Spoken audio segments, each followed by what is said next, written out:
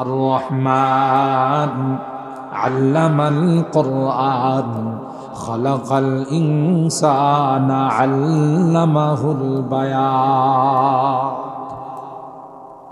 আল্লাহ বলেন আমি তোমাদেরকে শুধু বানিয়ে ছেড়ে দেই নাই, কে কোন ভাষায় কথা বলবা, কে কোন জুবান দিয়ে কথা বলবা, এটাও আমি আল্লাহ তোমাদেরকে শিখাইছি।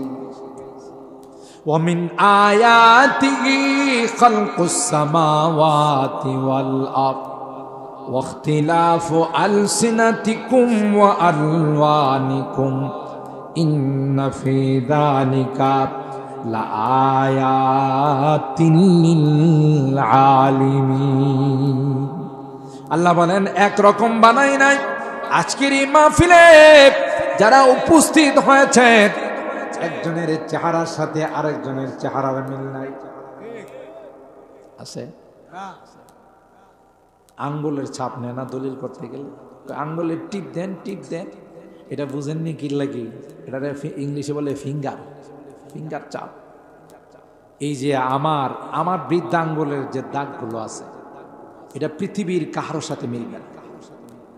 সুবহানাল্লাহ। কালকে কয়ে এই বেশ কমটা কে করছে? এই জন্য যারা সিগনেচার করতে পারে না তাদেরকে বলেন যে আপনি বৃদ্ধাঙ্গুল দিয়া চাপ দেন, টিপ দেন। একটা মানুষের আঙ্গুলের সাথে আর একটা মানুষের আঙ্গুলের মিল। এটা তো স্বাস্থ্যমন্ত্রী বানাইছে, হ্যাঁ? এফসিবিএস এফআরসিএস করা ডাক্তাররা বানাইছে, এমবিবিএস ডাক্তাররা বানাইছে। কে বানাইছে? আল্লাহ। আল্লাহ বলেন গোলাপ একরকম করে বানাই নাই। একজনকে লম্বা, আরেকজনকে খাটো, একজনকে সুন্দর, আরেকজনকে কালো করে বানাইছি। কে বানাইছে? আল্লাহ। এটার মধ্যে দুনিয়ার কোনো মানুষের হাত নাই। আল্লাহ বলেন আসমানটাকে বানাইলাম, জমিনটাকে বানাইলাম, গোটা আসমানের মধ্যে কোথাও কোনো রকমের পিলার নাই। জোরে বলুন ঠিক কিনা? পারবে দুনিয়ার কোনো মানুষ একটা সামিয়ানা বানাইতে পিলার ছাড়া? কথা বলেন। এ মুসলমান খুব ভালো করে মনে রাখেন, আল্লাহ পাক রব্বুল আলামিন গোটা আসমানটাকে বানাইছেন, কোথাও একটা পিলারও নাই। জোরে বলুন সুবহানাল্লাহ। দেখেন যদি নদী ভরাট করেন, পুকুর ভরাট করেন, পানির মধ্যে যদি বালু ফালায়, এটা নরম থাকে না শক্ত হয়? আস্তে আস্তে যখন শুকায় তখন আস্তে আস্তে এটা শক্ত হয়। আল্লাহ বলেন গোটা পৃথিবীটাকে আমি আল্লাহ পানির উপর মাটি বানাইলাম। ও বান্দা, তোমাদের চলাচলের মধ্যে সমস্যা হবে, এই জন্য তোমাদের যেন কষ্ট না হয় আমি আল্লাহ বিভিন্ন জায়গাতে বড় বড় পাহাড় বানাই দিলাম। পাহাড় কি ভূমিমন্ত্রী বানাইছে? যে মন্ত্রীর দায়িত্ব আছে জমি জমা রেজিস্ট্রেশন করা ইত্যাদি, এই মন্ত্রী বানাইছে? কে বানাইছে? আল্লাহ। কোন জায়গাতে বালুর পাহাড়, কোন জায়গাতে পাথরের পাহাড়, কোন জায়গাতে মাটির পাহাড়, কে বানাইছে? আল্লাহ বানাইছে। সুবহানাল্লাহ। আল্লাহকে এই দিন একটু চিন্তা কর। তুমি যখন দুনিয়ার থেকে যাবে কবরে জিন্দেগিতে, তখন প্রথম প্রশ্ন হবে মার রব। আরবিতে প্রশ্ন হবে, আরবিতে জবাব হবে। যে আল্লাহ বাংলাতে কথা বলাইতে পারেন সে আল্লাহ আরবিতেও ক্ষমতা আল্লাহর আছে না? আল্লাহ কথা বলাবে, বুঝার শক্তি দিবে, যিনি শুনবে সেও বুঝবে, বলতেও। প্রথম প্রশ্ন হবে মার রব্বুক, তোমার রব কে? যারা ঈমানদার নেককার, যারা কষ্ট করে নামাজ পড়ে রোজা রাখে, কোরআনের মাহফিলের মধ্যে আসে, সাথে সাথে বলবে রব্বি আল্লাহ, আমার রব আর কেউ নয়, আমার রব হলেন আল্লাহ।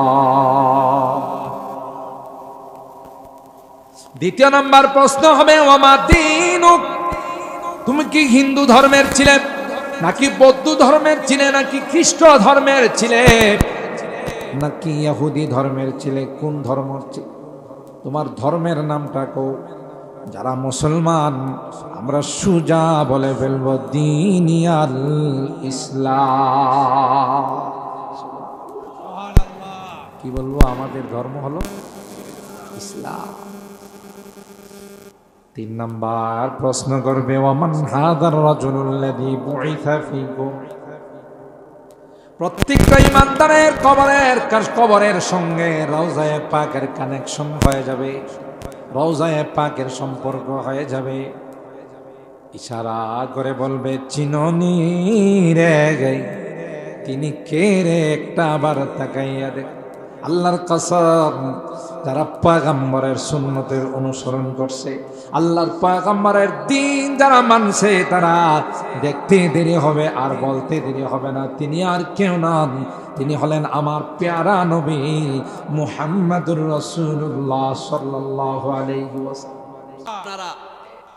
এবার ফেরেশতারা বলবে, ওকে ঠিক আছে, তোমার ইমিগ্রেশন পরীক্ষায় তুমি পাস। সুবহানাল্লাহ বলে। রেজাল্ট দিতে দেরি হবে, আসমানের মালিক ডাক দিতে দেরি হবে না। ওয়ানাদা মুনাদিম মিনাস সামা আন সাদাকা আবদি, আমার বান্দা আমার বান্দি ইন্টারভিউর মধ্যে 1 নাম্বার করছে। সুবহানাল্লাহ। ফেরেশতাদের আল্লাহ ডাক দিয়া বলবে, ফেরেশতারা, এই আনন্দপুরের মানুষ, চাঁদপুরের মানুষগুলো বড় নিষ্ঠুর রে, বড় নির্দয় রে, বড় পাষাণ হৃদয়ের মালিক। এরা তাদের আপনজন কি শীতের মধ্যে মাটির নিচে কোনো বিছানা দেয় না, গাই কোনো রকমের কোনো লেপ তুষক দেয় নাই। কথা বলুন ঠিক না? খালি মাটির মধ্যে তাকে শোয়াই দেয়া চলে গেছে। তাকে দেরি করো না, আমার বান্দা পরীক্ষায় যেহেতু পাস, আমার বান্দাকে জান্নাতি গালিচা বিছাই দাও।